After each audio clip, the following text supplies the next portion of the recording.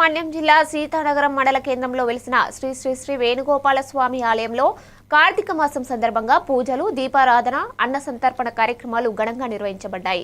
ఆలయ అర్చకులు శ్రీనివాసాచార్యులు తెలిపిన విధంగా భక్తులు గోవిందనామ స్మరణతో మారుమోగి సువర్ణముఖి నది ఒడ్డున ఉన్న ఆలయ ప్రాంగణం పుణ్యక్షేత్రంగా మారిందని తెలిపారు. భక్తుల కోసం అన్నసేవ, దీపారాధన అన్ని విధాలుగా నిర్వహించబడినట్లు వివరించారు.